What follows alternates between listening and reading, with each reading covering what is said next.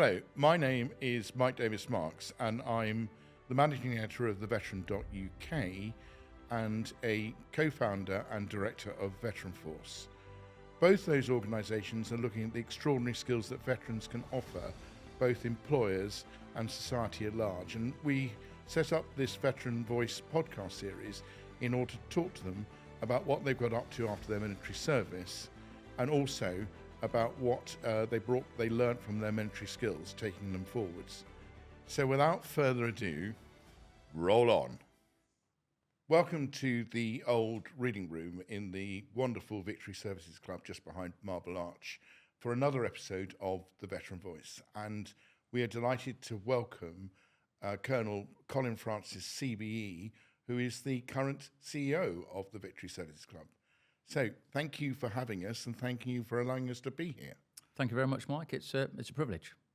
Okay, well, it's a real pleasure to have you. So let's go back. Let's roll back the years a little bit and talk about growing up and what led you to want to join the army, which we'll talk about later. But so tell us about your formative years.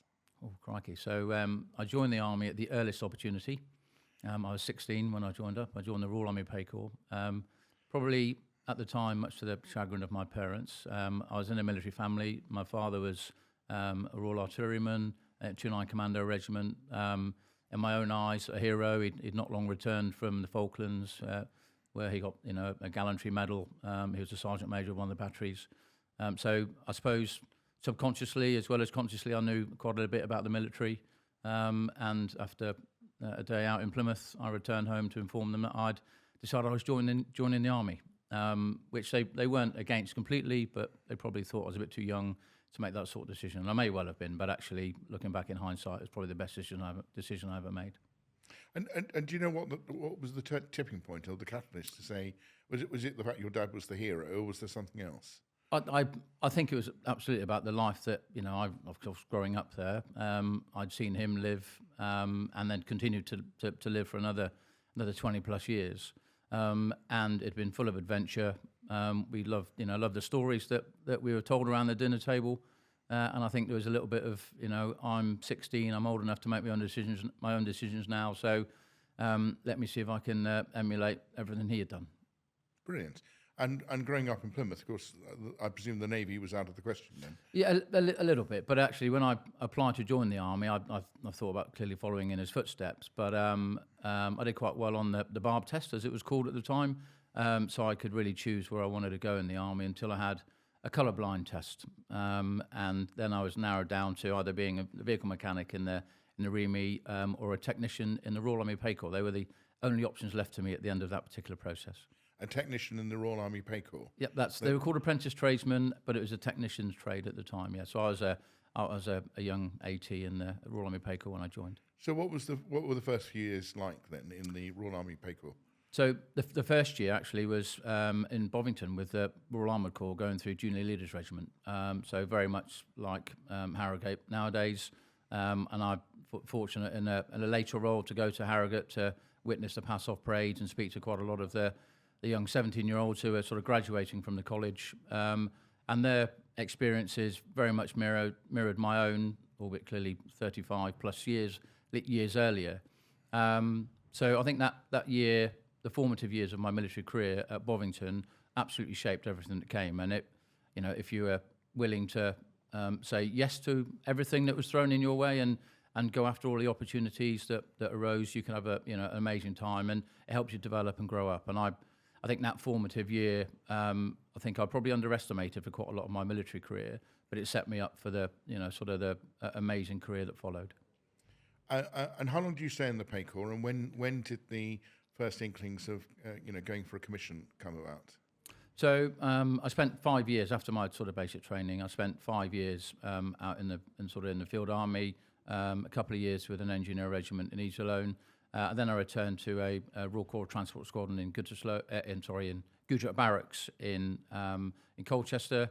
And then during that tour, we went out to Op Granby, so the first Gulf War, where my OC decided that I had a bit of potential, witnessed that I had a bit of potential, and basically gave me a bit of mentoring, attached me to one of the young officers for some of the deployment. and then when I came back, put me through my paces so that I could go through the regular commissions board, which clearly I was successful at.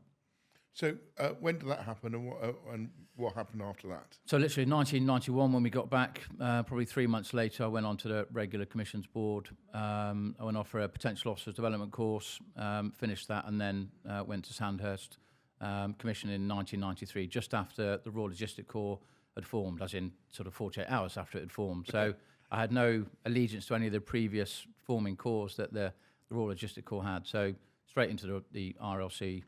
Was it a given that it was RLC, given that you were in the Pay Corps? No, actually, I've been sponsored by the Pay Corps, which would actually, whilst I was at Sandhurst, became the Adjutant General's Corps. But I'd seen, at first hand what the RCT squadron had delivered out in the Gulf War, and the career and the sort of command opportunities that the young officers in the squadron had whilst they were on Op Granby. And whilst I had offers to return to the now Adjutant General's Corps, because that formed while I was at Sandhurst, I thought, the more attractive offer for me at the time, for what I thought I could bring to the Corps, was to go to the Royal Logistic Corps. And you made a real success of that logistician thread, didn't you? Because you eventually became commandant of the full defence logistics training school. Yeah, that was my sort of final job, and the journey there is, from my perspective, is a bit of a boy's own tale. I'm very fortunate to command at all levels on operations, and also I think one of the pinnacles was when I became the Corps Colonel for the Royal Logistic Corps as well. Just as we sort of matured as a 25-year-old organisation, albeit with hundreds of years of history through its forming corps. And I think that I actually ended up doing it for about 3.5 years, because COVID arrived just as we were about to move the Corps headquarters away from Deep Cut down into Winchester to Worthy Down. So I stayed on a little bit longer than most would ordinarily do, and then from there I moved on to be the Commandant of the Defence Logistics School, as you just mentioned. Okay, so just coming back a little bit, what would you consider some of the highlights of your officer logistics career? I think there's probably far too many to mention. Almost every individual deployment, every unit I served in. But the highlights were always about what I did with other people, about the team that I was either fortunate to be in command of, or be part of, or just some of the events that we got up to while we were away on operations. And whilst I'm not going to single out too many of them, there are lots that I'm very proud of. When I look back, none of us really spend too much time looking back and having a look at what we've done in life, and with the right amount of pride. I don't think in the military community we are always far too keen to focus on what's coming up next, and always forward looking. And it's something I try to bring in here, that we do a little bit of reflection on what we've delivered from a Victory Services Club perspective in terms of the support that we provide to the serving and the veteran population. So going back to the question about the highlights along the way, fortunate to deploy on all of the operations that you could possibly imagine. First Gulf War, as I already touched on, was whilst I was a soldier, and then since commissioning, more than a handful of tours to the Balkans, 4 deployments out to Iraq, and a couple of trips out to Afghanistan. So was pretty, from my perspective, very operationally focused throughout my career. And then when I wasn't deployed, I was normally working in an operational headquarters that was providing support to those locations I've just mentioned. So a chest full of campaign medals. Yes, yeah, like lots of people that joined at the same time as me. 11 medals that spend quite a lot of time polishing and the likes. But it's just a reflection of I think the service that I joined at the time, that all of those operations came up in that sort of 3+ decade career that I mentioned.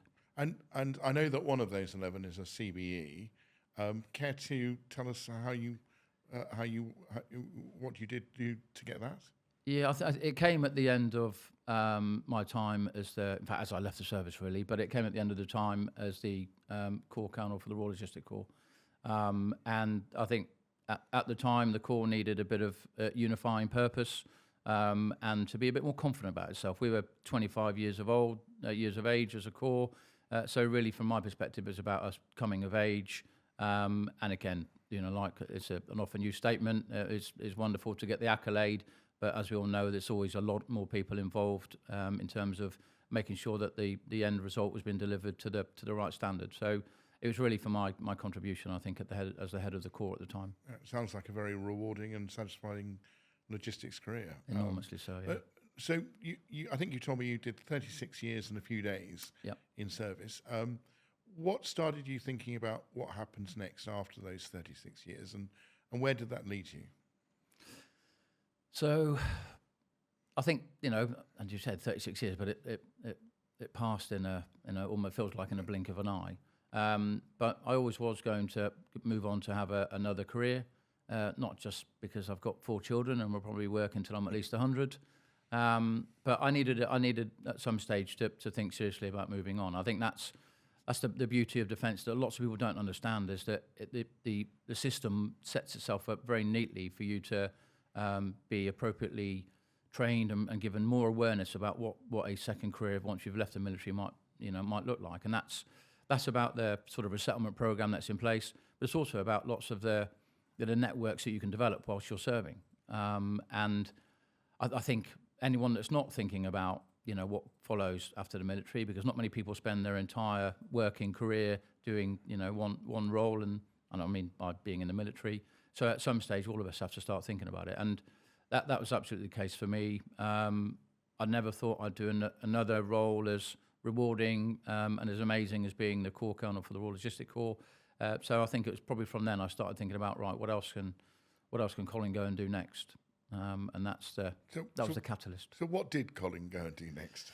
So on leaving the service, I joined the oil and gas world and went into logistic operations. You might be very surprised to hear. So very similar, I suppose, to some of the roles that I'd conducted whilst I was in the military.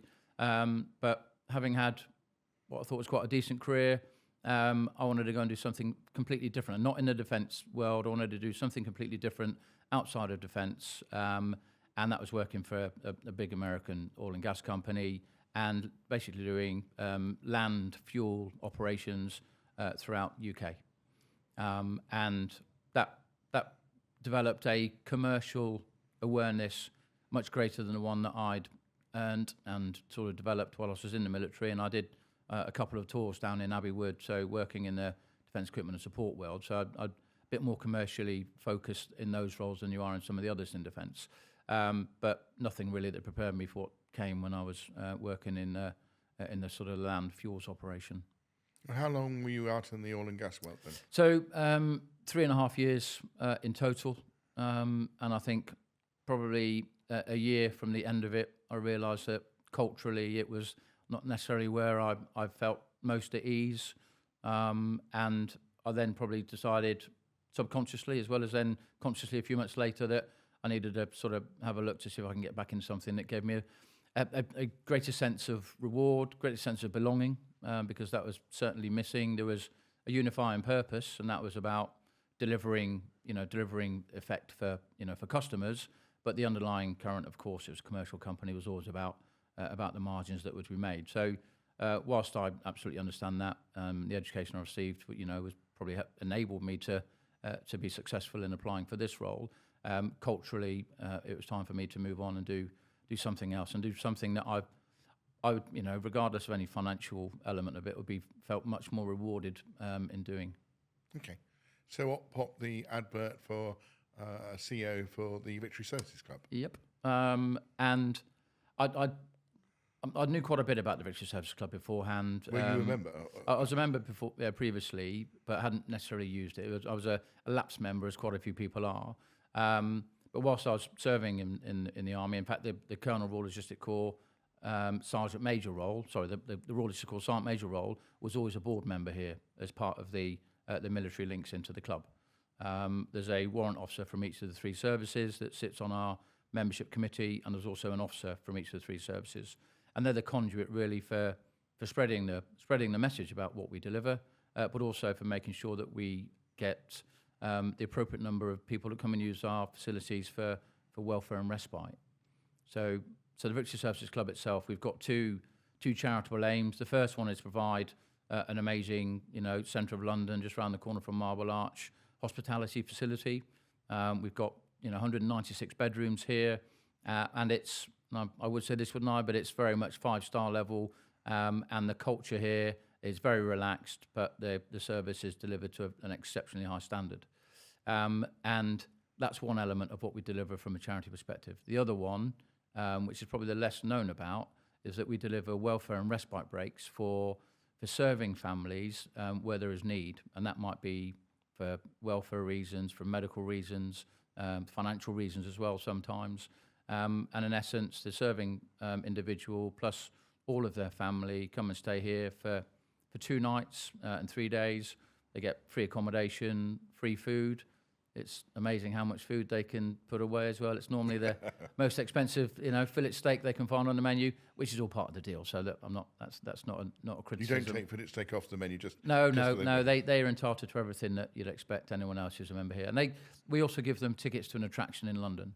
So really, it's about welfare and respite to get them out of their current familiar, environment and enable them to come and enjoy what London's got to offer, without having to worry about all of the sort of day-to-day tribulations that most families have to, So how do our listeners find out about this? They go to the VSC. So very much on the VSC website, and it's in how they would apply the military population ordinarily through their individual chains of command, but they can find the details about it on our website.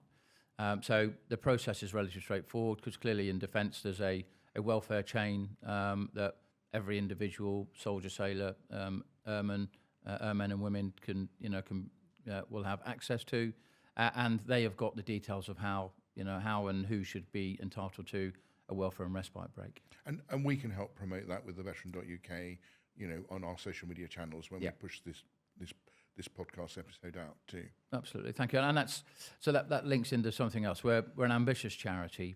We've got 63,500 members. So much of what I've just talked about is focused on them. However, the veteran community, as we all know, is much, much broader than that.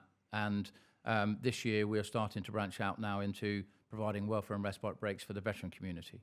Okay. So we've got a couple of initiatives up and running. We first wanted to partner with one of the big charities, so we've chosen the Royal British Legion. That's in its early days, but they provide welfare and respite break for many of their members, but they send them to commercial hotels or to theme parks and holiday parks around the UK. So why not VSC? Why not the VSC? And that's exactly the sort of conversation we've had. We're still finalising the detail of how it's going to work, because I need the assurance and the governance around who's coming to make sure they are appropriate individuals, and likewise they want to make sure that the people that they send here are getting exactly what it says on the tin in terms of what we deliver. So that's one option. Another one is No One Left Behind charity, and they look after the families and those individuals who have left the services, who are VSI and unlikely to ever recover from VSI, and therefore the focus for them will be on the families that look after the VSI individuals that are no longer serving, and they'll come en masse at the end of September, and they'll have exactly the same package, a couple of nights here, all the food that we can provide for them, as well as tickets to an attraction in London. So we're starting to build up that wider veteran support as well, and I'm fantastic. Keen through this this sort of medium to get that to a wider community as I possibly can. Well, certainly when you're ready to reveal all, we'll be ready to write about it. And for the listeners, VSI is very seriously injured. Yeah. That's fantastic. Okay, so what's your vision for VSC in 5 years' time then? So it's to continue to grow our membership so that I can't grow it too much, if I'm being honest, because we only have 196 bedrooms, and we're a very popular, certainly at certain stages here, a very popular location. So we very quickly, will run out of bedrooms for sale. So there is aspirations to increase the capacity, but again, I've got to balance that with having the right number of members. The other aspiration we talked about is the increasing the welfare and respite breaks for the veterans community. So it's continued to be one of the premier clubs of choice for the military community, whether that's retired or still serving. So there's lots of ambition, and we're in a very good place at the moment. We've got an amazing team here that deliver wonderful service, and that helps continue to sort of showcase the club, and why once you become a member you don't often let your membership lapse. Okay, so final couple of questions, if I may. The first is sort of drawing from your military experience. What skills did you pick up during your 36 years in the military that have stood you in good stead to be chief executive of the Victory Services Club. Yeah. You know, what are those transferable skills that you see?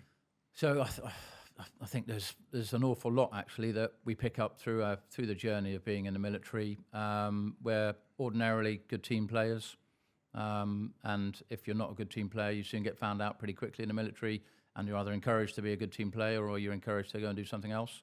There's lots of initiative required in the hospitality world to make sure that you've got the right level of service being delivered. There's an awful lot going on outside the walls of the Victory Services Club, so it's understanding the intelligence around what's happening in hospitality, and that's something that is ingrained in most people that have made it to any form of leadership, regardless of what level of that is in the military.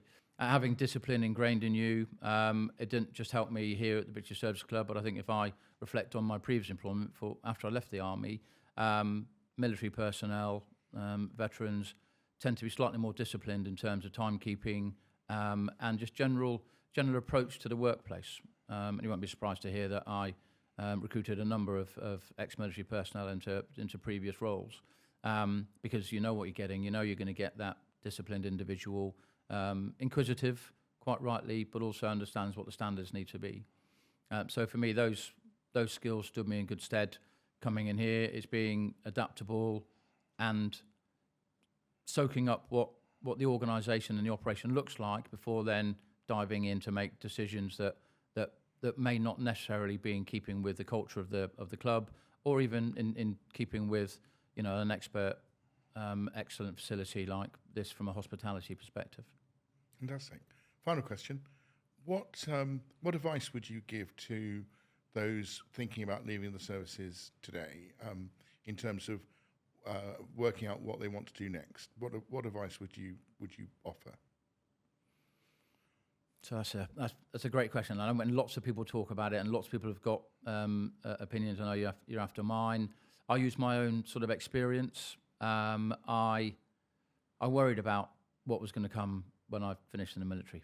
That's I'm quite open about that, and I didn't jump. Do you think you undersold yourself? Absolutely. Yeah. And I think there's a from a personal perspective, a lack of appreciation of the skills that have been developed throughout, not just because I've been on lots of leadership and training courses, but actually the skills that you develop when you are on an operational tour in a situation where you need to be calm and measured and make decisions that ultimately might have an impact on someone's lives. And I think the military has got better at doing it. Got better at, individuals leaving got better and better at doing it. However, there's still some ground to make up. And my own experiences where I probably sold myself a bit short, I think on day one of leaving. And it didn't take very long, if I'm being honest, before they recognised that there were some good skills in there that they then used for different roles. But I think the message would be have confidence in all the training you've had and the experiences you've had throughout your military career. They absolutely transfer across.